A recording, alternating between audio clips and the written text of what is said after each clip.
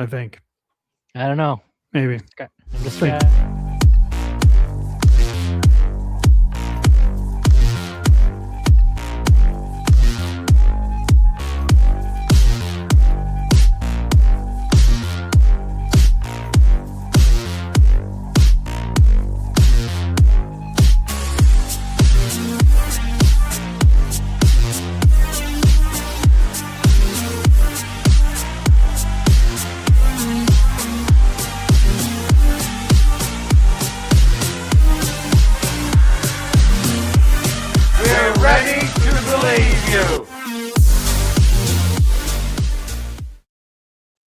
That music gets me going. How's it going, everybody? We are back with another live episode of Ready to Believe. As always, I'm your host, Jamie Pale Rider.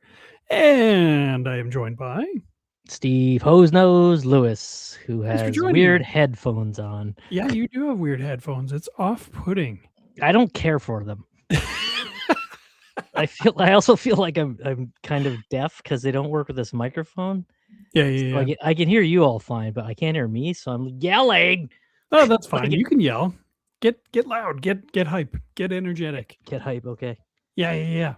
Let's do that. I mean, you yell at the best of times. I yell when we start talking about nerdy shit, and this will be no exception to that rule.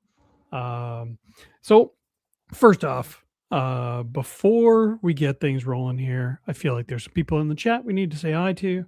Coming in first, VJ Baby. Look at that. Move over, Tony. And late but here, as always, Tony. Best possible unpaid hype man we could ever hope for. Actually, VJ, also before we get started, I have something to show off that will be of interest to you as well that is not Ghostbusters related. So, warning. Yeah, so somewhere for no apparent reason that he's aware of, Steve 3 is getting very angry right now. What? Yeah. I mean, he's old, we're old. I feel like that happens all the time. Are you ready to believe is the most more important question here. How's it going, Tauk? We have Ghostbusters HR in the house. So the best behaviors. Yeah, look at this. Just the hype in the chat before so we many started. Uppercase letters. It's I crazy. love it. Yeah, all caps. Hell yeah. There's the hype, man. And there is Malcolm. Thanks for joining us. Malcolm. Hope things are good in Winnipeg, sir. Man, look at you guys coming in strong. Ultra Carter. What's going on, man? It's good to see you as always. Hey, I know that guy too. Yeah. There's Rob, fresh from the soccer game. Thanks for joining us in the comments, Rob. I hope the game fresh from getting expelled from his son's soccer game, from throwing a lawn chair in the middle of the field. Yeah, loud noises. Yeah, 100%. Tony, I have not gotten a package yet. I blame Canada Post, but I'm sure they're used to that. That's true. Yeah, I love this. That is indeed how we know you all are hyped, and I am hype. I hope this is a fun one for everyone. We're starting something a little bit new because I'm fresh out temporarily of things to unbox that are Ghostbusters related. So yeah, we're gonna do something new first of all, but like I said, before we get started, VJ, I don't know if Tauk showed you today. Check that out. For those listening at home, Jamie's holding up a bottle. And that's it. No, it is it's a bottle of Sunset Sarsaparilla. Sarsaparilla. Yeah, I feel like Sam Elliott is watching over me right now. Oh yeah. Just gazing fondly at me. Or just his mustache. Or just his mustache. Let's be honest, his mustache is probably omnipotent. It's glorious. It is. It's amazing, and it probably pulls its own salary down. But yeah, I just finished watching season 2 of Fallout, which I love. Hence, season 2 being very focused on New Vegas. I started playing New Mhm, Vegas again, mhm. and I was literally just thinking yesterday, like, how the hell have they not made Sunset Sarsaparilla in real life? And then lo and Lo and behold, behold, this popped up in Costco today, a case of 12. I got to pull up some photos. how many It's cases did you buy, though? oh, just the one. I restrained myself. I showed a what I would call a remarkable amount of restraint. Um, But I because thought yeah, in if Costco you had to buy everything by the pallet. yeah, I would not have said no. Uh, but yeah, it is by the case. It was a pallet of cases of 12. Right. But I did restrain myself. I do need to show some photos because I was so excited and Tauk just about started opening it up. I'm like, "Oh, photos." So yeah, I got to show off some photos before we get rolling here. Just a little bit of Fallout hype before we get rolling into the Ghostbuster stuff. But I'm so excited. This made my day. Uh, It's a good show, and maybe we should discuss it on the other podcast. I wholeheartedly agree.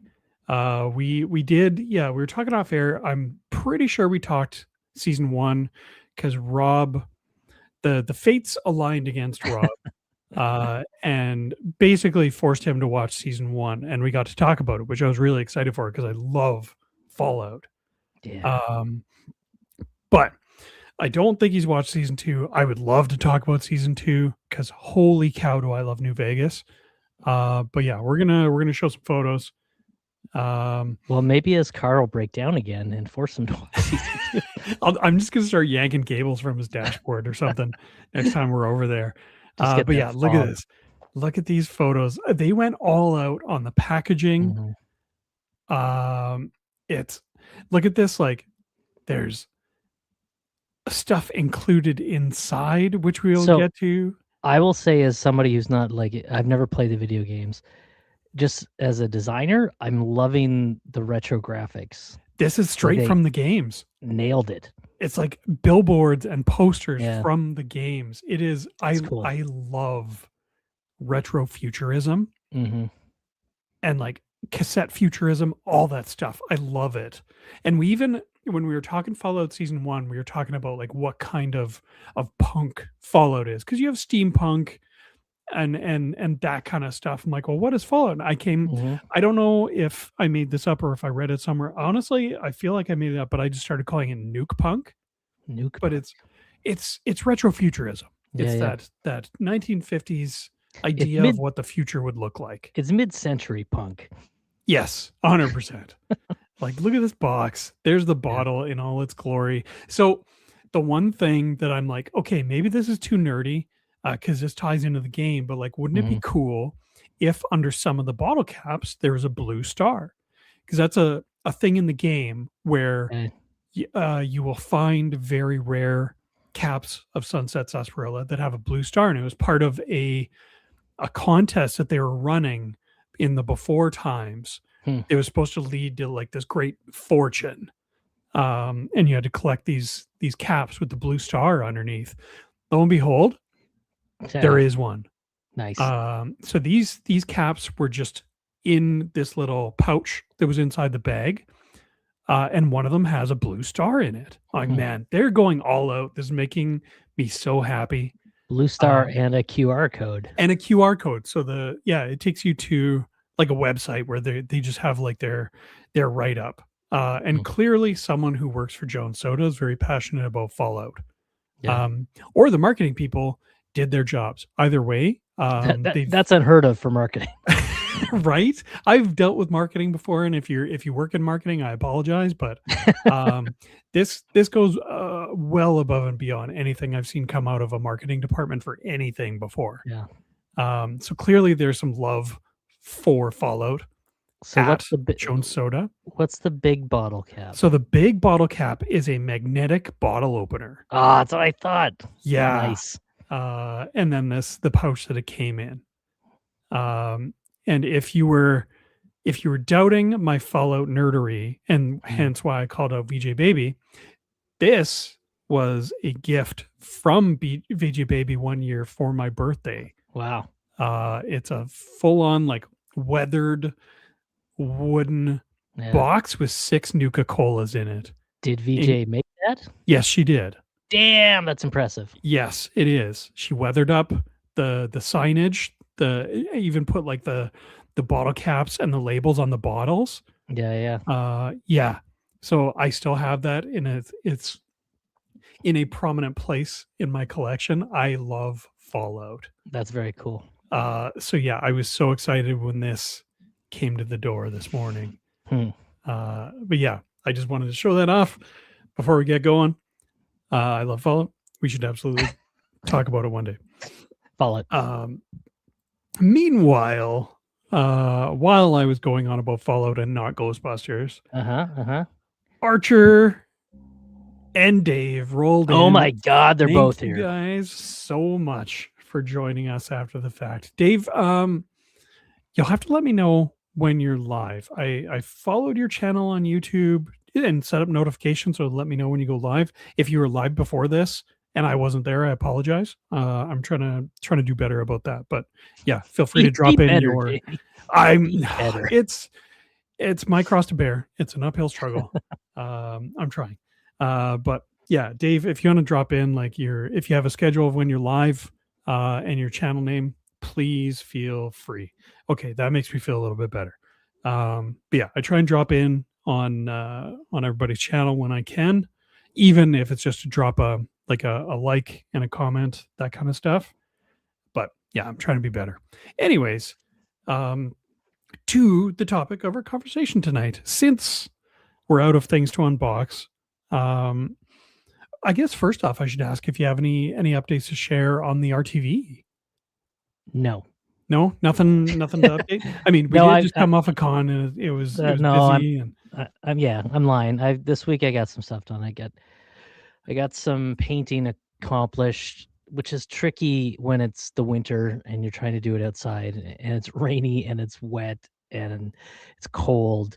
So I had to move my truck out of the car hole, the exterior car hole, and set up in there. I was able to get some painting done. So yeah, I'm so afraid of painting when it's cold out and like damp, because I've had so many bad experiences with like orange peeling and stuff like that I refuse.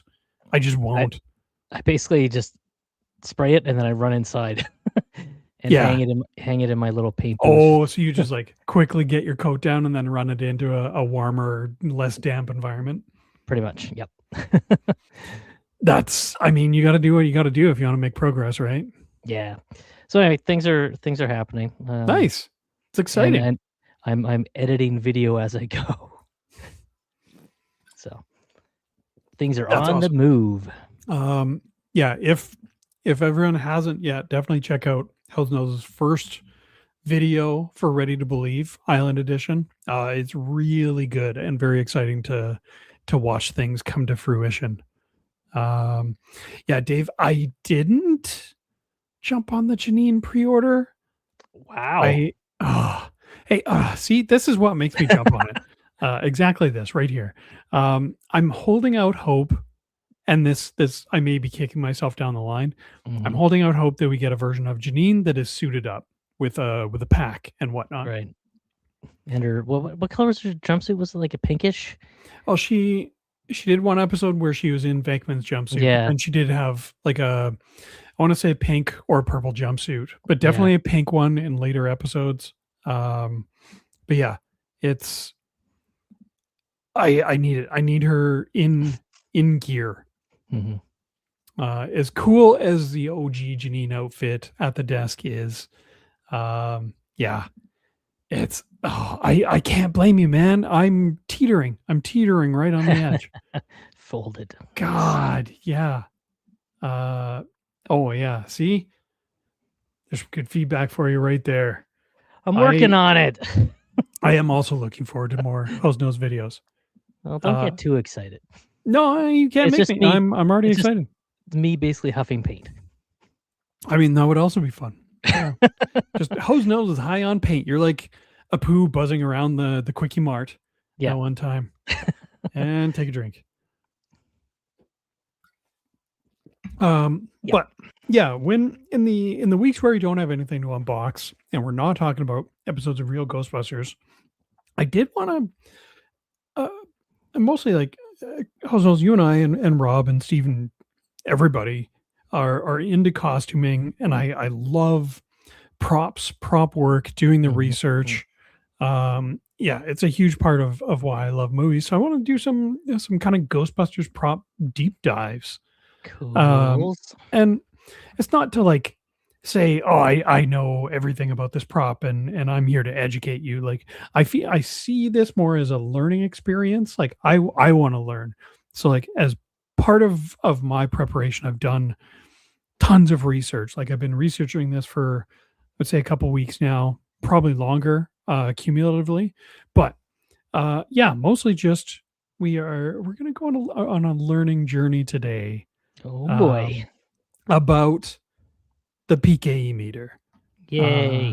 What better way to kick this off?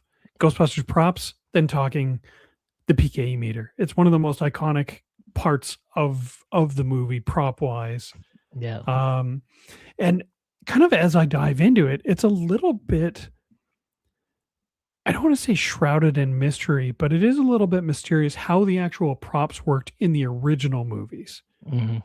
Thanks to Adam Savage and Ben Eady, we got a very good look at how they work in Afterlife, and I assume Frozen Empire, even though Ben Eady didn't work on that one. But there's some interesting theories going around, and there's some really good resources out there. But the PKE meter, I'm so excited to talk about this thing. And who knows? Like, yes, there we go. See, I brought both of them. Nice. I brought my OG Spirit Halloween, and I have my HasLab one. I like again with the green screen. It's like a little window. Yes. I'm like on, was it Romper Room where I see Johnny and Steven yeah, and exactly. Daniel and RTV. Anyway, sorry. Oh, that's awesome. But yeah, it's so I learned so much as I was researching. I'm excited. I wasn't fully ignorant of the background, but one of the first things I learned is that first off, Hosenose, do you know what PKE stands for? Psychokinetic energy? Yes. I don't know. Hey, it's in my notes. I feel like you should always use the full name first before you start using the abbreviation. Right. But yeah, psychokinetic energy meter. I did not know this going in, but it was built as a generic sci-fi prop before the movie.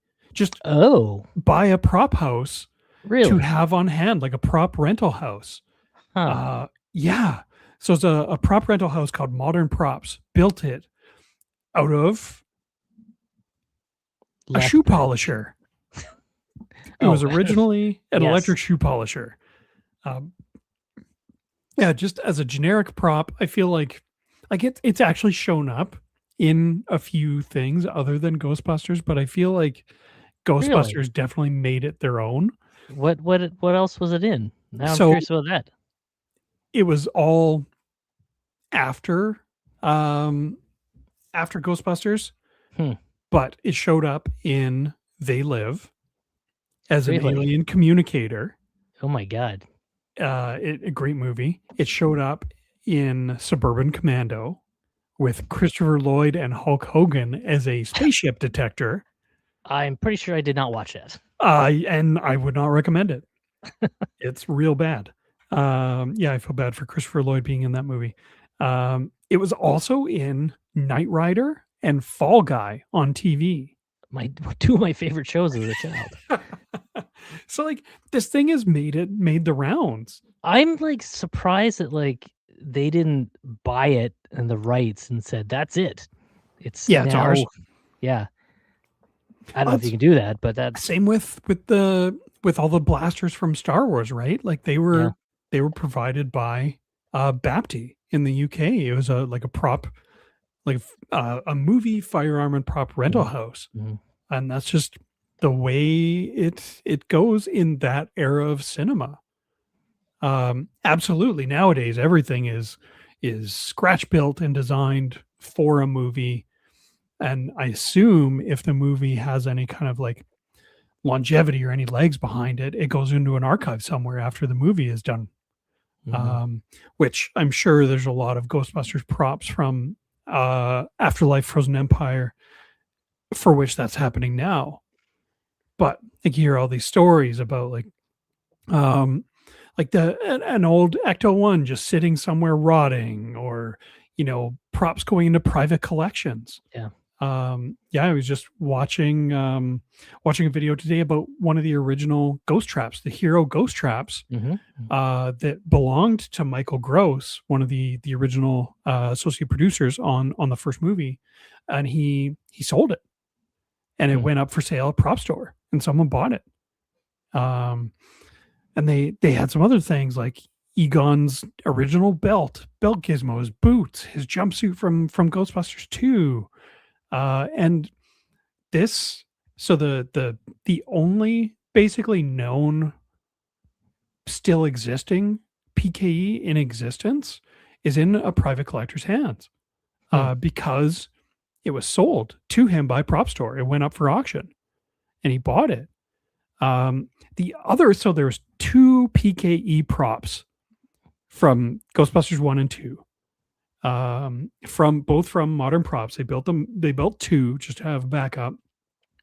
One was sold by Prop Store. And I want to say there's a really good video on YouTube by a channel called Cinema Relics.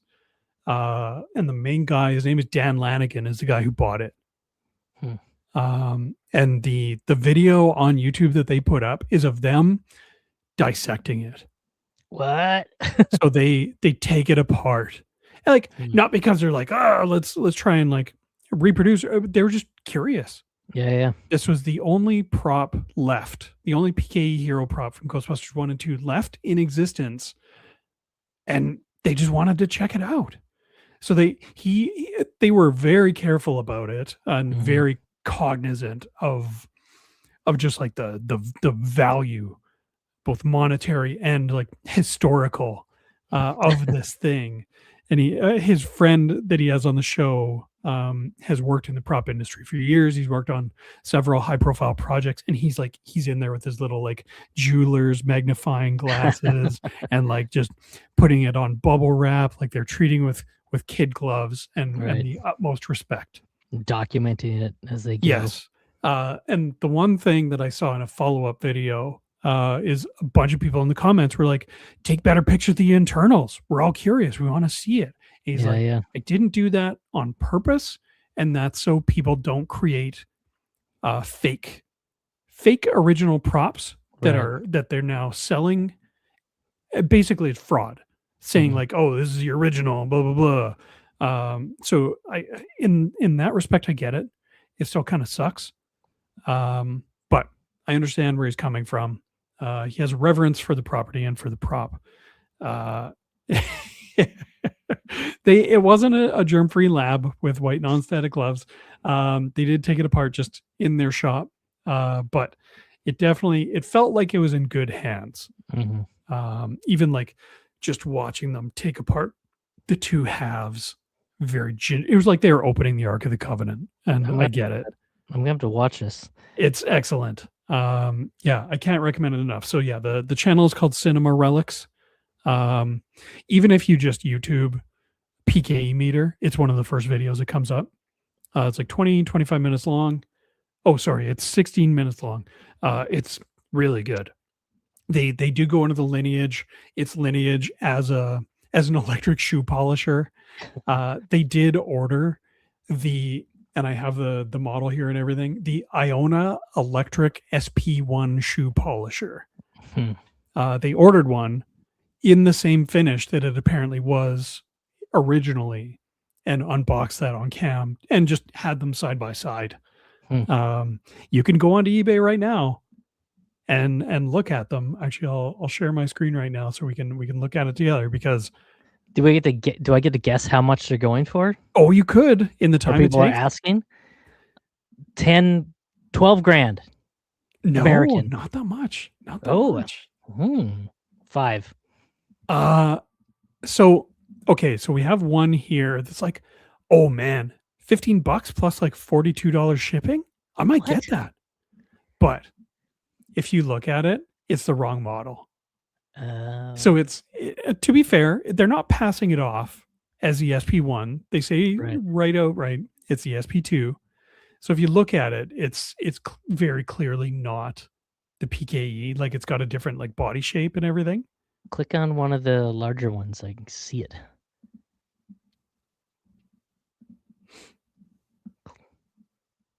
What am I seeing here? Just click on one. I can only see the little thumbnails. I screwed that up. Yeah. Oh no. Yeah. Oh, it's Rob. This is why Rob should be here. Yeah, sorry, it opened up. Here, let's see. There we go. There we go. There we go. It's fine. We don't need I see. So yeah, it's got like a quite different body shape. Yeah. So this weird angle thingy. But this is the SP2. So if we go back, so the ones where they straight up say this is a Ghostbusters PKE meter. So people that have the SP1, they know what they have. Right. So again, the price is not horrible. And it's so weird to me that these people have these and they're straight up like Halloween DIY, PKE meter, Ghostbusters. Like just recommending. Yeah, it's not like this thing apart. It's not like some old person who doesn't know what they have. Wow, like I don't know about you, but I have absolutely looked for Graflex flash guns on eBay. Forget about it. Because I want to make the original lightsaber. Yeah. And camera collectors now, yeah, they are fully aware of why most people want these things. And if they even get a whiff that you are a Star Wars person and not a camera collector, no deal. They will not sell it to you. Because it's part of something that they are interested in collecting as well, and I get it. Because you do basically have to destroy the original item. Yep. But yeah, this is within reach, and I'm seriously considering. Like, so look at the kit. I love this. Yeah. Like, look at it comes in a box and it's got all the parts neatly laid out and it's got like it's got all the original instructions and stuff. Right? All the paperwork and everything. Yeah. It's pretty cool. And I'm definitely considering picking up one of these things. Actually, go back and go to the picture where you see the bottom of it. Okay. Let's see. This one here? Yeah. Curious. I don't know why I'm comparing this to my Spirit of Halloween one, because this is very accurate. But it's got these ribs, and I was like wondering if it had that. No, so they basically kind of dremeled out both faces. Yeah. Because if you look at the other side, where are we at here? Yeah, this guy here, it's got like the receptacle for like the polishing brush. Right. So this, I think what this was actually the back of the PKE meter. So this is where the ribs would have gone. So they would have had to have cut off, the receptacle for where the brush goes. And then they also cut this vent part out and put a dial back there for controlling the lights. So you could customize the speed at which the lights go on the prop. Yeah, this is, I love learning about props in this respect that started life as something else. Totally. It's so cool. Now, one thing that I haven't seen on eBay is this SP1 shoe polisher in the color that the original PKE meters were, which is green. Not that it would matter, but so wait, not the ones used on screen. They were green? They were originally green and painted black. Oh, okay. But even when the Cinema Relics guys popped theirs open, they knew ahead of time that they were originally green, and they had ordered a green one. And when they popped it open, you could see unpainted green on the inside of the body. Mm. It's just a point of interest. Yeah. Super nerdy, but that's why we're here. Yeah, I love this so much. Just looking at and finding something that this crazy cool prop used to be. Hey, Hi, Ellie. Ellie. Yeah, we got more people coming in. Yay. Look at That you means we here. have to stop talking shit about 3. Ellie's Uh, 3 of them. 3 shoe. Is it the SP1 shoe polisher, the Iona? Mm. That's pretty cool. Yeah, there's so many cool ideas that I've seen people bat around. I know Ben Eady took a kid's toy PKE Mhm. and made it look more like a movie one, but then he talked about installing a flashlight in it so his kids could like play around with it in the dark when they're camping or something. That's brilliant. Yeah. So yeah, the flashlight is a great idea. Yeah. Yeah, the Graflex nowadays is absolutely like finding lightning in a bottle. It's one of those things where you're going to have to be like buying and opening random storage lockers, and it's like a 1 in a million shot. Yeah. It's like I feel like the ones that are left in good condition are probably all in the hands of either Star Wars collectors or camera collectors. Mhm. Totally. I can't imagine there's any like sitting around in an antique shop anymore or something like that for $20 or whatever. Like, Yeah. it's just not going to happen, unfortunately. Well, and Hey, I think we talked weirdos. Hey, it's the weirdos. I think we talked about this before, but I think with the Ghostbuster props not being so expensive and people not really realizing maybe what they have is because Star Wars is a much bigger fandom Yes, and more people are making the props and they're trying to absolutely. find these things, right? It's Yeah. like when I bought the vintage controller for the RTV. Yeah. I got that for it was 25 or 35 pounds. It wasn't very expensive. Awesome. The shipping was way more. Oh yeah. Yeah, Yeah, if you're but shipping from the UK for sure. But yeah, yeah. it's definitely been a dice roll with Ghostbusters props. Whether people know that it's related to Ghostbusters or not. Because I think you and I both we got our jumpsuits and our boots off eBay that are just like military surplus, but are Mhm. the right model, the right type, all that stuff, which is super cool and for not very expensive. But Yeah. I have gone looking for a Lifeguard 2 pass alarm. Oh, There yeah. was the yellow box that's on the Ghostbusters belt and Ghostbusters 2. People absolutely know what those are. Um, Back in the day, it would have just been thrown out by, Mhm. every firehouse that retired them. Probably literally just thrown in the dumpster. But if you go on eBay, they're thousands of dollars because people know what they are.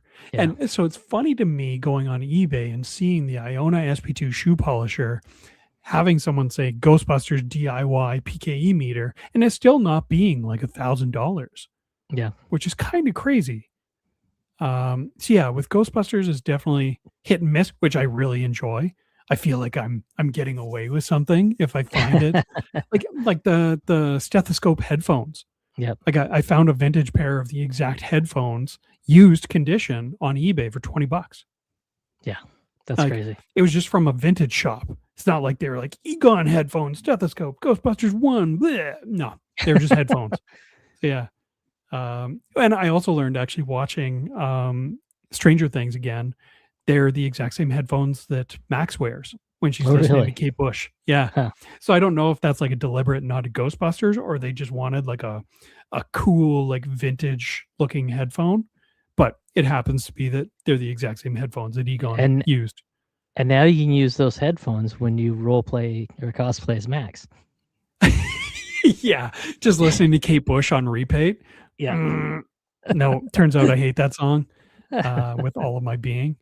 I have also, and this was, I can't remember if I told you this or not. It was a little bit hard to do, but we talked about it earlier. I destroyed those headphones. You They're did. technically destroyed now. Well, what'd you have to Um, do? I had to cut the cords, like Mm. the audio cables, because they're not on the prop. And you sent me some resin printed pieces. Those are permanently glued on there. Haha. So Right, like you had it's it at Fan Expo. I did. I didn't really get a chance to look at it. Crap. Yeah. Well, yeah. Yeah. Fan Expo is always such a whirlwind, but yeah, I'll have to Mhm. show you.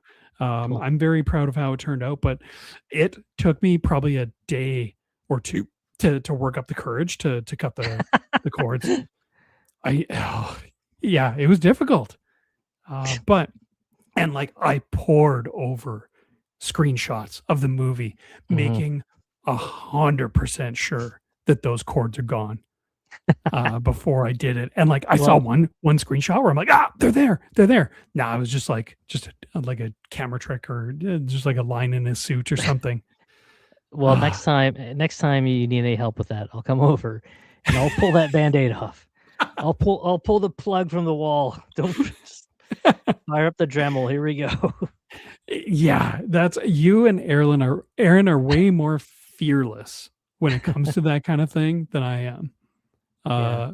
I remember when Aaron and I had ordered the two in the box, and we both bought these smoke machines, small smoke machines Right. that we were planning on putting in the trap, based on like the rough dimensions that we had seen in like pre-release photos and stuff like that. Saying like, yeah, it should fit. It's pretty small.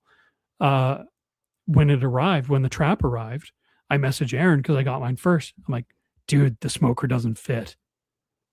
And he's like, oh, that's okay. When mine arrives, I'll just take a Dremel to it and I'll just start like hogging out the inside. I'm like, dude, what? Like, why would you not take a Dremel to the $60 smoke machine as opposed to the irreplaceable trap? He's like, oh, Yeah. yeah, I guess. But like, just no hesitation. Just like, yeah, Yeah. I'm just gonna start hogging out this trap that if I screw up, probably won't be able to get replaced because it was basically a Kickstarter. Yeah, you guys are fearless. I am not. But yeah, that's so. I did mention earlier when I was talking about the cinema relics, Mhm.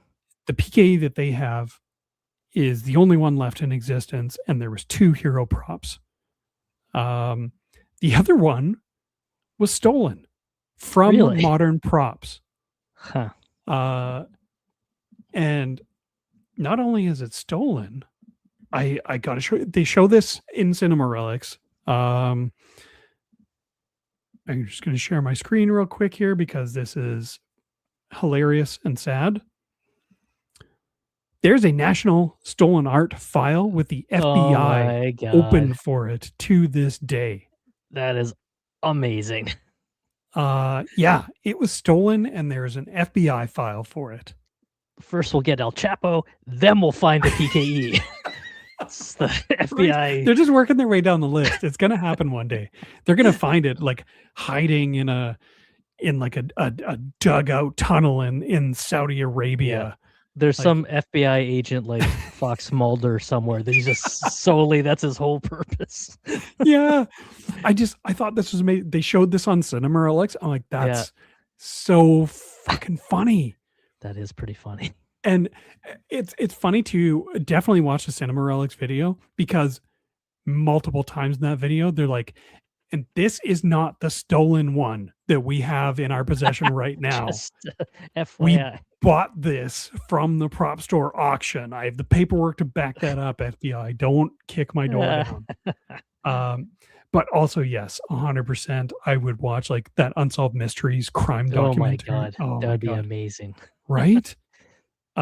Yeah, I love this. I love that there's a file that you can go reference on the FBI website right now. And there's a picture of a guy holding a PKE meter. So yeah, there's one left. It belongs to the one guy from Cinema Relics. The other one is somewhere. It's probably never going to turn up. It's never going to be seen. It's probably in someone's private collection. It's probably in Paul Allen's private collection. Yeah, don't start throwing around accusations like that. I'm just saying he's got a lot of props. Now, that said, I don't know where Modern Props is based out of, but you never know. It's a small enough thing that I'm sure you could you could probably, having no knowledge of smuggling whatsoever, probably get that thing across borders with little to no worries. Especially back in the day, like when it was stolen. Um, but yeah, I guess keep your eyes out for a very accurate, potentially original PKE meter. Yeah, let me refer to my notes here. This means every time now when somebody tries to sell a replica, you're like, wait, is that the stolen one? Yeah. Like, I don't know if there's telltale signs. The prop that Dan Lanigan from Cinema Relics had, it did have some engravings on the bottom edge of it here. Okay. That said SP1. And they weren't sure if it was like SP1 because it was the shoe polisher or SP because it was Spengler, because it was Egon's. He was the one that knew how to operate it, like the prop. Right. Either way, who knows if the other one is also engraved with SP1, but yeah, I guess we will never know. The one thing I did want to call out too, and this only just kind of occurred to me, and I'm very curious to know if you've ever thought about this. The PKE meter shows up in the movie before they are Ghostbusters. True. You see it in one of in like the first time you see the three original guys together. Egon's got it in the library before they've ever thought about trapping and containing ghosts. But they were part of their studies at Columbia was all in ghost hunting, wasn't it? Which is totally fair. Right. And I feel like the PKE meter allowed them to basically take that and expand it and turn it into an actual thing. Egon references, based on the readings, I feel like we have a very good chance of actually catching and containing a ghost. Right. But I just thought it was cool in retrospect, researching the show. I'm like, oh yeah, Egon's got a fully functional PKE meter long before they become professional Ghostbusters. Right. I love that. Yeah. It appeared in the video game, obviously shows up after like Frozen Empire in varying degrees. Yeah, this is such a cool prop. The one thing that I wish I could find more information on, and it's really only speculation. I've searched high and low for how the prop actually worked behind the scenes in the first two movies. Now And they were it's- Oh, sorry, go ahead. puppeted, weren't they? So I don't think so. Really? They were absolutely puppeted on Afterlife because Ben Eady demonstrated it for Adam Savage, which I thought was brilliant, having someone with an RC controller controlling the arms. So the actor just reacts to it. Amazing. They did have some controls built into the PK meters on Afterlife. And again, I assume Frozen Empire, where you could change the rate at which the lights blink or the pattern, also raise and lower the brightness depending on the light levels on a given set, which also super brilliant. But Ben Eady was controlling the arms themselves via an RC controller, which is really cool. I did go back and watch some scenes, and it does look like Egon is operating the arms. So it looks like he's doing the puppeteering. And I think what's happening, I'll take it one step further, how these are shaped. Right. I have a funny feeling that it's not necessarily like a physical button that you push in so much as a metal contact where you are creating or you're completing a circuit by putting your finger or your thumb on it. But it absolutely looks like he's operating these as buttons in the movie. Now, did they have the technology to do that back in '84? If you watch the video where they open it up, these guys who have worked in the prop industry, opening up something that was built in the late 70s, early 80s, were amazed at the level of sophistication that went into building this thing. Like they straight up say, whoever built this was a certified genius. Wow. Yeah, it had servos operating the arms. It had, and like this is even before LEDs. They were just like little bulbs, light bulbs. Huh. in the arms and everything. So yeah, it looked like he was controlling it with the buttons, but then on the back, so this is obviously the Afterlife one, but on the original, where that vent was on the shoe polisher, it was Mhm. cut out and there was a dial that you could slide back and forth. So if you watch the movie, you can see Egon's got one thumb on the buttons and he's got one finger back here sliding the dial back and forth. Hmm. So I think what's going on is the dial controls the speed of the lights or like the pattern, Alright. so you can slow them down or speed them up, and then the buttons on the front are raising and lowering the arms. Again, this is all speculation on my part because I could find literally nothing behind the scenes from the movies describing how the prop worked. I'll buy that for $1. It's an educated guess at Yeah, best. I think it's a Um, good one. it's mostly just from watching Harold Ramis Mhm. handle the prop. Um, but yeah, and thanks again to Adam Savage and Ben Eady, we got a very good look at how they work in the new movies, which I Right. loved. Yeah, yeah. Yeah, that was so much fun to see Ben Eady just kind of demonstrate it. Um, Especially the prod. yes, yeah, the taser prod is Yeah, hilarious, and yeah, I that's so much fun. I hilarious love. and Oh, deadly. yes, yeah, Adam. It was so funny. I'd seen that video a few times now, but I went Mhm. back and watched it and prep for this. Adam actually calculated based on the like what power a normal taser puts out.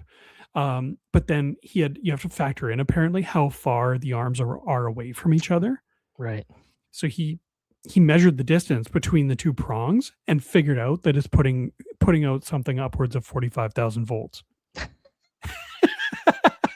Uh-huh, uh-huh. But again, that's another video that I highly recommend watching if you haven't already. Just Adam's behind the scene tours on Afterlife, especially the prop stuff Yeah. with Ben Eady. Awesome. So much fun. And they look Mhm. at the proton pack and the wand and all that stuff too. But I focused in on the PKA meter. But yeah, it was so much fun watching that stuff. I love, yeah, the idea of someone puppeteering it off screen. And that was totally by design. But yeah, that's it in a nutshell as to like the behind the scenes and like the lineage of the Ghostbusters PKE meter. Mhm. Um, yeah, I hope I hope this was informative. Again, like I learned a ton going through this. I did want to do a quick side by side comparison of the two Yes. props that I have. I so disclaimer, I love that. Uh, I do Disclaimer. not I do not have a Matty Collector PK meter. Um, Now for us who don't know what the hell a Matty Collector PKE meter is. yeah, so the Matty Collector or Mattel, excuse me, Okay. made a limited. I think it was 2 runs of like a high end, like made to emulate the actual prop PK meter back in the day. Right. Apparently, it only retailed for $60 back in the day, which is crazy. But yeah, if you go on eBay now and look for them, again, thousands of dollars because they're not made anymore. They're So super back in rare. like 84, 85? Like when did they No, in I would say like 2000s, 2010s. Okay.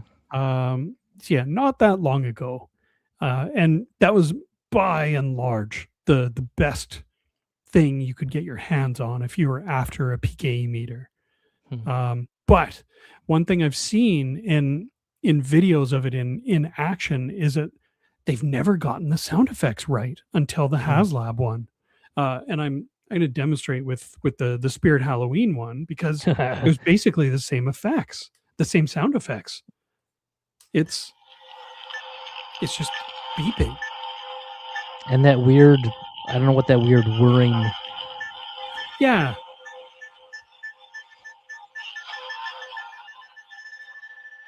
So yeah.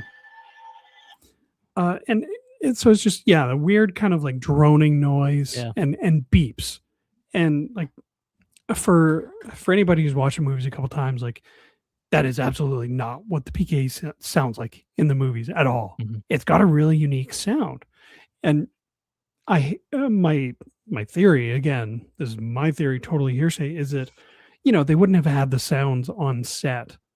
It would have been silent, so it's Yeah. not interfering with any sound equipment. And the sound effects were added after the fact. So the sounds are probably like locked away in a Sony audio library somewhere. Probably behind layers of legal documents and stuff like that. Or like It's just recordings of Ben Burr just hitting weird things. exactly. Yeah, and it's just it's all sound libraries and things like that. Now I don't know if I've ever heard that sound effect for the PK used in any other movies, Hmm. but like you absolutely hear other sound library sound effects, even like Star Wars noises and like the Wilhelm scream and stuff like that Mhm. in other movies. It happens all the time, Yep. but I've never heard the PK meter sound. So So what does your HasLab sound like? thank you for asking. It sounds, and I mean, again, I know I'm preaching to the choir in a lot of respects. With I feel like the large proportion of people that watch us are they themselves hardcore Ghostbusters fans. Probably have one of these, but in case you don't, this is what it sounds like. Oh, I need to turn the sound on. Step 1.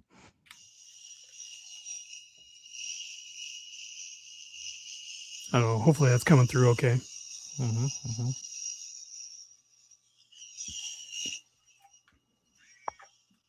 Yeah, Yep. that's what it sounds like.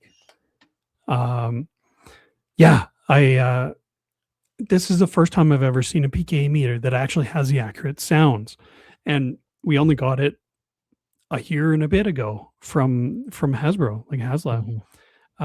Yeah, it's. I mean, so if we're comparing like not sounds necessarily, but shape and looks, there's obviously some very clear differences between the two. But like bang for your buck, the Spirit Halloween one out of the box, I think this cost me like $25-$30. Is really good, and you've customized yours and made it more awesome. Yeah, I just weathered the heck out of it to make it look used. Yeah. You took the belt clip off, right? Took the belt clip off. It's screen accurate duct tape. I mean, duct tape or gaffer tape totally Yeah. makes sense. I got some hockey grip tape on there because I love the grip tape. and I put the circuit diagram on the front because I had just a spare one of those kicking around. But when I got this, I was surprised because I'd never seen a PK in real life. How round this is. Yes. And when you guys got your two out of the box, I was like, holy crap, that thing is way squarer and chunkier than Yes. and even the handle is like a rectilinear shape, right? It's very blocky and rectangular. Yeah. Where the Spirit Halloween one is almost cylindrical, kind of ovular, very skinny. And yeah, these guys are chunky for sure. Yeah. They're a chunky boy. Yeah, and obviously this one again, it has the flip switch for the taser mode. It does have the different like Ghostbusters 1, Ghostbusters 2 mode, which is very cool.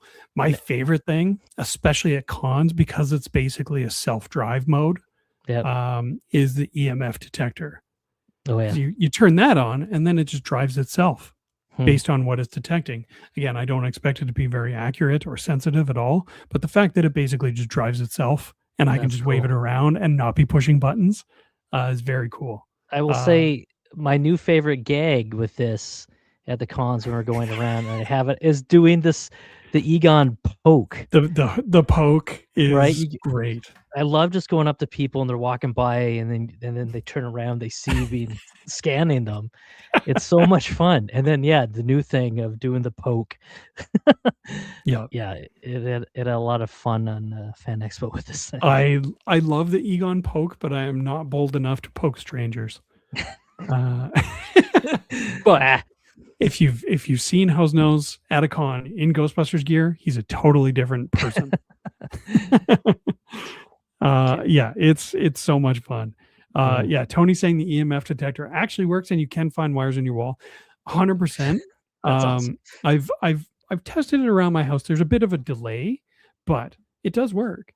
Now at a con, there's going to be all kinds of EMF interference and things like that. So you never know. But just the fact that it's got that and it's kind of a self-drive situation, I love it so much. Yeah, that's cool. Yeah, Dave. Yeah, like I said, I do not claim to be the most hardcore Ghostbusters fan by any stretch of the imagination. Yeah, I know for a fact that Dave has got me beat hands down, same as Tony. Mhm. But again, I mostly just wanted to celebrate the PKE meter prop and kind of go into its history and lineage. Was it your HasLab or Aaron's HasLab last year at the Vancouver Toy Fair that I thought I broke and I was pooping my pants? Oh, it was Aaron's because you put it Yeah. in taser mode, right? I put it in taser mode. I didn't know how Yeah. to get it back down, and then Yeah, it's like, "You yeah, just press the arms down." I'm like, yeah, "What? That yeah. seems crazy." You, like, manually had to press the arms back Well, down. there's one thing that I saw Ben Eady really impressed by in Hasbro's toys. Like he was just dissecting a PKE toy that Mhm. came out around Afterlife, I want to say, meant for kids. It's not like the HasLab or anything like that, but he noticed that the arms on the PKE meter are spring loaded. So like they're not directly gear driven. Hmm. So if they encounter resistance or like the arm is moving up and you push Yeah. it down, it doesn't break it. Yeah, yeah. And I am certain that that's in these as well. That's why I was so terrified. I was Yeah, like, yeah, "You want me to physically bend these down? I am going yeah. to break something." And I thought I that the first time with mine as well, because it is kind of an awkward motion where you have to like kind of fold the body of the arms inwards and like click them into Yeah, place because like they spring right out so they can yeah. go up. Yeah. I think if I remember correctly, I think I just handed it back to Aaron and said, "You do it." I you handed it to me. Yeah. Somebody take this away Yeah. from me. Do not let the Yeah. child have the nice toys. Yeah, I could not be trusted with that thing. Yeah, I just remember how excited you were when we showed you how to use taser mode. Yeah. Because taser mode is super fun. Yeah, I love it so much, and it's such a crazy feat of engineering to make it all work in Yeah. this consumer package. Yeah. Oh man. Yeah, I love it. So I don't know if anybody out there has actually converted like an Iona Mm, SP1 shoe polisher into a PK meter. I'm sure someone somewhere has. yeah. Um, it could be really cool, but it would be very difficult to replicate what modern props did with the original prop Mhm. mechanically inside. Yeah, I'm still astounded that they made that happen. Even just I'm like the barest of glimpses that I got in yeah. that video. I'm gonna go watch that immediately after this. Sounds pretty cool. It's great. Uh, yeah. I wanna know if anybody out there has any good files for printing one. I haven't searched, but Ooh, I think this might be on my next prop after the RTV, of course, build. that's a good idea. Because this actually kinda pooped out at me at Fan Expo. My one Oh, button did it? doesn't this one but that's turn it on and off, Yeah. it doesn't work. I guess it was bugging too many people. Um, so I was thinking I'll just gut this and, like, make a print one, Yeah, yeah, yeah. maybe. I don't know. I don't know. Printing one is a good idea. Um, I feel like at some point we should put our heads together and try and find some accurate print files for ecto goggles as well. Mhm. Because I'm Aaron has a great set of ecto goggles. Yeah. They're straight up just the kit from GB fans, and they look amazing. Mhm. I just have the hollow shell goggles from I think not even Spirit Halloween, but like Party City or something like that. Right. They're nice and light, so I just dangle them from my belt, Yeah, yeah. and it doesn't matter if my leg is banging into them or whatever. Well, I weathered them up with paint so they don't look like plastic, but yeah, at the end of the day, they're just a hollow shell. that's all you need for a prop. I Yeah. did I did do a little research into those because I have plans for the RTV to do the, FPV goggles, the first person view goggles. Oh yeah. So I wanna put a first person camera on the RTV and then bury those first person goggles into the ecto goggle, That is a fantastic idea. which is what, Callie has in, Frozen Empire, right? When she's flying the Yes. drone. Yeah. Basically, I wanna make yeah. I love that. I think that's a great idea. Yeah, I know you and I have discussed the potential negative implications of having a camera at that height at a Yep. con, which is strictly no go. Which is what I'm not planning to do. Yeah. Disclaimer, I'm not planning to do that. Yes, but at like a non like convention event, I feel like that'd be much less risky. Obviously, still be careful with it, but I think it's such a cool idea. Yeah. Um, I watched one video, I think it was somebody at Dragon Con maybe, where they strapped it might have been a GoPro on top of their RTV during the parade. So they're all walking the parade as their that would be Ghostbusters. cool. And this was driving around and you see all the people waving at it and all that sort of stuff. So something like that would be okay. I love that. God, I may end up making an RTV trap at this point. You're inspiring me. You're getting me excited. Yay! Yeah, Make stuff. Yeah, like I would love a really nice set of Ecto goggles. I don't necessarily want to spend GB fans money. So maybe if we can find some good print files, I think that'd be a lot of fun. Yep. And I mean, I'm more than happy to take measurements off this thing for you. I know you have Aaron as a resource as well, just to make sure you've got it But accurate. He lives so far away from me. It's like a half an hour car ride. Right. No, not for me. I fully support you printing off and making an accurate PKE meter at some point. I think that'd be so much fun to follow along. Yeah. I think that would be the next.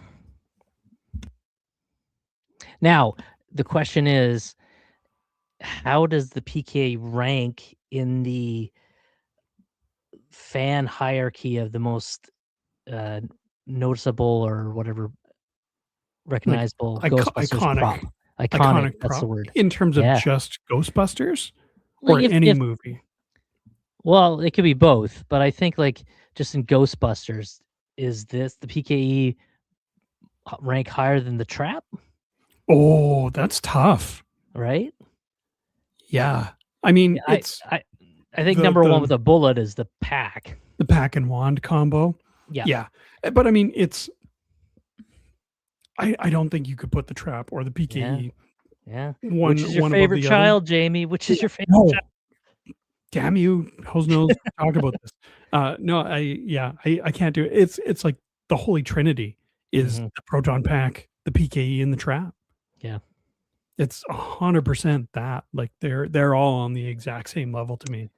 Now, then the follow-up question. How do you think this rates in just science fiction props? Let's just contain it to science fiction. Not just all movies.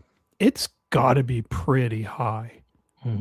And like, let us know in the comments too if where you think the PKE meter ranks in terms of just all-time iconic movie props.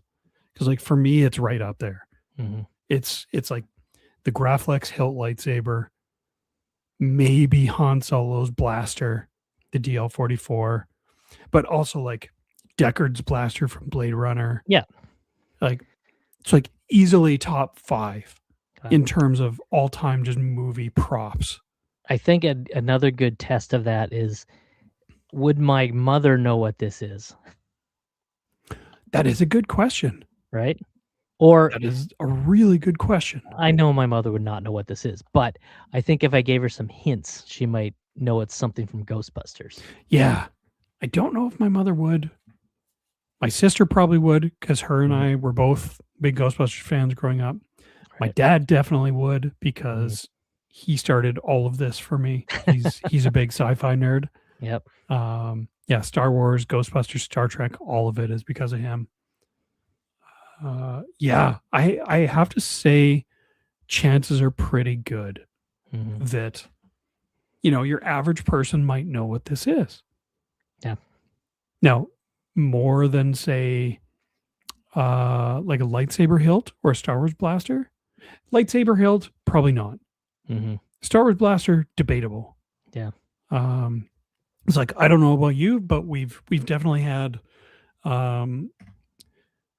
like, I don't want to make it sound too dramatic because it's really not. At the end of the day, we're pretty careful when it comes to 501st and like trooping with blasters and things like that. Mhm. But they look enough like a real gun in some cases that you don't want to like just be carrying it anywhere in public. Yep. You want to be very selective. And, like I've definitely seen like cops come, mostly like, and this is I'm not gonna like name names or out anybody, but mostly because at an event that we were at, we didn't want to be carrying our blasters because of that. We're like, we're gonna be Mhm. out on the street in public. We're in front of a business that invited us to be there. But if you want us to be out on the street, we're not gonna be carrying blasters. And one of the people that worked there is like, "Oh, it's fine, it's fine." We're like, "No, it's really not. This is not our first rodeo." And Yeah. so they called their husband, who is a cop, to like come down and okay it. Oh boy. And he showed up. He was on duty. He was in full uniform, showed up in a police cruiser. And he's like, "Okay, let me see it." And everybody moved very calmly and deliberately, like holding it like 2-finger grip. And he put his gloves on. Ha. He's like, if I assume, because if this is a real firearm, I'm not putting my fingerprints on it. I don't know where this thing has been. So he examines it and he's like, this looks like a real gun. And we're like, yeah, that's what we said. That's why we don't want to pack it on the street. He's like, yeah, Yeah. that's a good call. That's very responsible. I have Yeah. photos of that, by the way. That's But hilarious. yeah, yeah. So like a Star Wars blaster, probably not. Someone who's not in the know might just think it's a real gun. Yep. Like Totally. a lightsaber for this, yeah, I'd give it pretty even odds. Yeah. Now, if it's a lightsaber, just the hilt, I'd say no. If it's a lightsaber like the toy or whatever, or the LED ones, if it's got like the colored, like the lit up Yeah. blade, and absolutely. then definitely Absolutely. people recognize it. Tauk's got a good one, a tricorder, Oh yeah. Yes. or like a Star Trek phaser, like a hand Mhm. phaser, or the communicator, Communicator. especially like the Captain Kirk, like the flip out one. Yep. Like, yeah, 100%. That's such a great call. Yeah. Let's see. What's your dream Ghostbuster prop? You wish you had real Ghostbusters, Extreme Ghostbusters, movies, video game? Great question. I mean, if I didn't have all of my existing movie Ghostbusters gear, it would be that with a bullet. Because I have that, it's the real Ghostbusters pack, trap, PKE. That's 100%. That would be kind of my next dream acquisition. Steve, how about you? Ooh, yeah. Now we're talking like something that was used on screen, or just like having your own replica prop. Oh yeah, I might If have it's misunderstood the question there, Dave. well, I'll answer both. If but it's used yeah, on screen, I want an Screen used. 84 pack, Yeah, all 75 just pounds. heavy and all. Hey, Yeah. If it's whatever, I'm gonna actually say, because I'm building the RTV, the drone from oh, Frozen the Empire. flying one.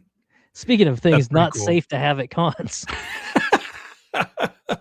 Well, I'm like, that's a whole other thing. Like with a remote control car, you really don't need to do anything. Mhm. But like a flying drone, you need to have a license. Yeah. You need to know where you can fly it, but also where you can't fly it. Yep. There are no fly zones. Well, and if you had it at Fan Expo, which is down at the convention center Yeah. in the Vancouver Harbor, Yes. which is an active airport Yes. for all the float planes and the Exactly. helicopters. It's a no-fly zone. It's a definite no-fly zone. Yeah, there are seaplanes taking off and like helicopters, everything. Yeah. Yeah, 100%. So yeah, there's a whole bunch of hoops and hurdles for that one for sure. But again, would be very cool. Now, I think people have made them. I haven't Oh, I'm sure. haven't Yeah. done tons of. I know there's files out there for just static prop versions I've seen. I haven't, like I said, I haven't done any deep dives into it, but I'm sure there's people out there who made it. But yeah, I don't know where I was going with that. Where was I going with that? The RTV left the station. Wow. Oh, I know. Yeah. I saw the static, the the print files, and I talked to Aaron, who has a drone and Yeah, flies he one for has a his business, license. has a Yeah, license, so does it professionally for photography purposes. which is And amazing. he was telling me like for the size of it, you're gonna need this size of engines and rotors and like Oh, so is the prop even feasible as a flying drone? maybe I don't know. See, I don't know enough about them, and that's why I don't know if people have actually made them. Like I don't Mm, know the physics of it all, but yeah, yeah.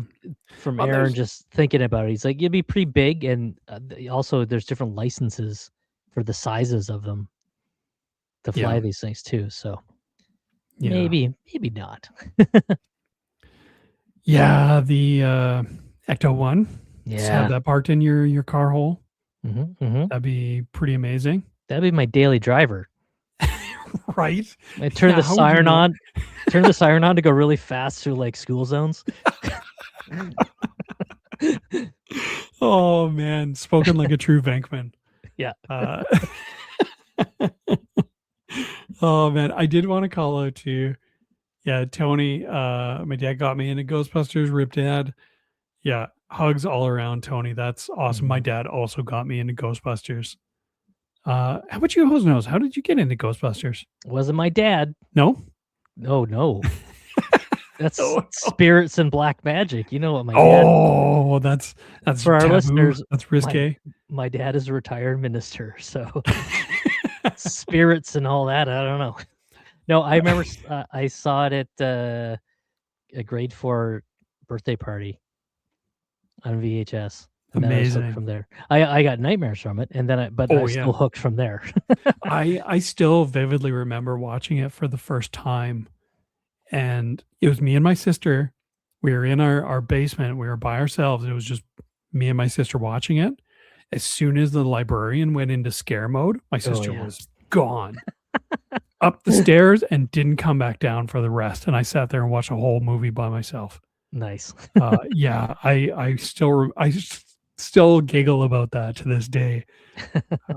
But she was also a pretty big Ghostbusters fan back in the day too, which was Mhm. awesome. That's cool.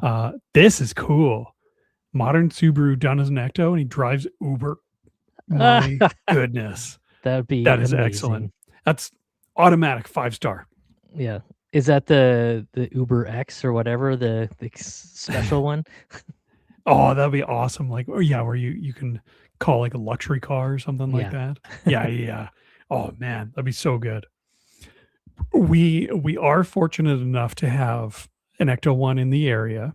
Mhm. I've gotten to touch it. Um, Kristine and I both, Talk and I both have gotten to sit in the driver's seat Yeah. and in like the jump seat, like in the back and stuff. Very cool. And yeah, thankfully we have like the owner of the vehicle, Brandon, is very generous, takes it out to all kinds of events. And yeah, just all of that. Like you get to hang out with the Ecto One, which is amazing. So Yeah, yeah, I'm hopefully very jealous of that. one I was day, one I day was it was nice. disappointed he wasn't at Fan Expo this year. Yeah, yeah, that's yeah. For everyone listening, we did have Fan Expo a couple weekends ago. Normally, he is there with the Mhm. Ecto One, among other things. Like he's a crazy collector, Yeah. but yeah, not there yet this year. So yeah, a little disappointing for sure. But yeah, one day, Dare to dream. dare to dream. Exactly. Yeah, I have photographic proof that I got to touch the Ecto One. I did also. Yeah, he's if you want to follow him, he's amazing. Puts out great content. He is BC DeLorean on Instagram. Yep. Give him a follow. He's a crazy generous guy and a hardcore collector. Oh, yeah. Um, It's very impressive. yes, yeah, great guy. I wouldn't be surprised if he wasn't invited. It seems like they kind of rejigged their space this year, and he Mhm. takes up a lot of it. Yep, that's a Um, big car. yeah, not to say that it wouldn't be worth it, but yeah, not surprised. Really too bad though. But yeah, I think I think we're good to wrap it up here. Yeah. So my question to you and everyone else listening is, Mhm. what prop do we talk about next? Ooh, good call. Do we talk about like, do we stick to this level of iconic and talk like trap? Everybody knows the pack and the wand, maybe the trap. We could do a pack. I see a pack in the comments. I was also, I know you and I were talking about this a little while back when we were kind of batting around this idea. I also kind of want to do an episode on the Clippard. Oh, right. Right? Yeah. as Steve wheels off camera for a second. Yeah. The Clippard is something that as soon as you know about it, you see it on everything. Yep. And it's just like this.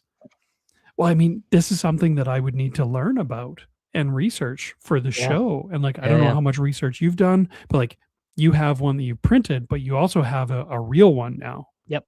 Yeah. I caved and I bought one from GB Fans. So you got it from GB Fans? Yeah. Okay. I did research. Like, it's funny. I mean, this is probably stealing stuff from if we talk about it. So maybe I'll shut up. I'll shut up about that. But I did do a little research. Interesting. Is it something that you'd be able to share later on, or is it just not something you're comfortable talking about? We'll share later on. We won't give away all the special sauce right now. Yeah. But yeah, that's I don't know if anybody else would be interested in that, but I sure would, because like the Clippard is everywhere. And it's such like a weird, I assume it's like a prefabricated Greebly, basically, that they just sourced industrially. Well, you know what? Maybe we talk about not just Clippards, but like other little Greeblies. Oh, that'd be fun. I like that. Like maybe some of the resistors on. Yeah. All the components of a pack individually. Yeah. Well, even just some of the stuff that's on the side that that little resistor on the side of the trap. Right? Yeah. That would be fun. I would like to talk about more than just a whole proton pack all at once, because there's so much that goes into it. But yeah, all the brass fittings and everything. Yeah, I saw Malcolm say earlier, cyclotrons, 100%, and like the ion arm, all that stuff. Now I don't know how much information is out there. Like I said, I had a really tough time researching how the actual, like the original PKE meters worked as a prop. So who knows? But it would be fun. Definitely let us know if there's something else. If what we're talking about sounds interesting, I am certainly interested. So Hosenose and I will coordinate off air, and we will come back with something exciting. Have to do any work? No, you can, but I will. I shall. I shan't. It would be fun. I love the research part of this. Yeah, it's like my favorite part is trying to source all the original stuff. It's a ton of fun. Especially sourcing stuff in Canada, which is the extra challenge. Yeah, that's hard mode. Because for sure. Dave's little comment about the brass fittings in the Ligris or whatever. Oh yeah. Yeah. I found those in the States. No, sir, I'm not paying that shipping cost in exchange rate. Yeah. And that's 100%. And like you and Aaron both scratch built your packs. So you will definitely have a leg up when it comes to like what the actual parts are, where you found them, all that stuff, because I'm rocking a HasLab pack now. But the difference is I don't have the same memory and retention of stuff like you do. So well, with our powers combined, I learn one thing, it pushes something else out. So the research for the RTV is like probably pushing out pack stuff. I'm sure I have a bookmarked somewhere though. Yeah, between the two of us, I feel like we should be able to bring something together in a cohesive fashion. Yeah. Max Hopefully. Factory, those guys just fabricate replicas, right? 3D printed a lot of those parts, 100%. Yeah, totally. I'm sure you're in the same boat. Yep. Oh yeah, and just expensive sourcing that stuff. Now, Dave, I know you're in the States. You're in like the Buffalo area, right? It's like lucky. In Canada, it's so expensive to source those kinds of parts. Maybe we do talk about that. We'll have to coordinate off air, because this sounds like a lot of fun. I'm excited. But and there's nothing saying in the future we can't get into more of the other. I would like to go a little bit more obscure, so like the Geiger meter and stuff like that, things that don't get a ton of screen time but Yeah, are still interesting. that Yeah. orange thing that's in the background that's getting wheeled out of their, you know what I'm Oh, talking about? the automotive. Oh no, it's not an automotive. I originally thought it was an automotive diagnostic computer. Yeah, it It's kind of looks like it. not. No, what I is it? actually did randomly find out what it is. It's a medical machine in hospitals for circulating bodily fluids. Ugh. Yeah. It looks like a diagnostic automotive computer to me, but it is medical equipment. Maybe it does Um, both. yeah, who knows, right? Why not both? Stuff can be more than one To thing. get some kidney dialysis done on one side, And change your oil on the other. change your oil. Little 10W30. Just don't Yeah. mix those up. Oh, I love it. Well, this was a ton of fun, Hosenose. Did you enjoy Yeah, yourself? Did you learn something? I did. Awesome. Yeah, this was fun to research for Mhm. sure. Just Yeah. because it's such an iconic prop. Yeah, I hope everybody watching enjoyed this. Let us know. Definitely give us feedback if you liked this kind of in the off weeks where we don't have anything to unbox or anything like that. But yeah, this I enjoyed this a lot, and I hope you did too. Yeah. It's So good with times. that in mind, Hosenose, where can people find you? Hosenose Pates on the gram, as all the kids used to say, for all your mediocre D&D figs, which I haven't painted in a while. The Vankman repaint is, I guess, sort of happening. In between It's looking pretty good. in between RTV stuff. And then yeah, also you can find me on the Island edition of Ready to Believe. Episode 2 will be coming soon. I've been doing stuff, so things progressing. So yeah, Amazing. I'm not going to put a timeline on it though. Oh no, and nobody's expecting you to. We are all just eagerly awaiting updates because that is such an exciting build to see come together. Yeah, it's going to be fun. Yeah. As for me, we're still partnered with Tools and Talent Props, so definitely check them out. Check out the description. We have a discount link in the description below. So yeah, if you need anything from him, his stuff is top notch. Yeah, it's indeed. very, very high quality. I'm now rocking 2 of his belts, as well as my pack hose upgrade, among other things. I again wearing his belt this past weekend at Fat Expo with my trap on there. Yeah, nothing's falling off. It's great. It is a sturdy belt that stands up to the rigors of all the stuff you can have on your belt as a Ghostbuster. And you, I think, have everything. Yeah, except for the trap. Yeah. Yeah, there's no room. Yeah. So I have the trap holster, but it's tucked basically under my pack. So there's no way I could get a trap on there. Right. And I mean, Aaron always brings his trap out. He's got it rigged for smoke and it looks amazing. Yeah. So yeah. Why bring mine? You know what I just remembered, speaking of Tools and Talent props, I didn't get any of those Tool and Talent pins from you. I was unpacking after the con and I was like, damn it. I had them with me and everything. I just want a button. That's all. I have buttons and stickers for you set aside. And yeah, I had them with me and everything. And I just forgot. Con madness. Yeah, it is con madness. And I even forgot to show you my headphone stethoscope build, which you contributed to. So yeah, I feel extra bad about that. Dave, I couldn't have said it better myself. Yeah, Tools and Talent, awesome stuff. Mm-hmm. Also, yeah, you can find me here every Tuesday on the Generation X-Wing podcast YouTube channel, talking Ghostbuster stuff, usually live.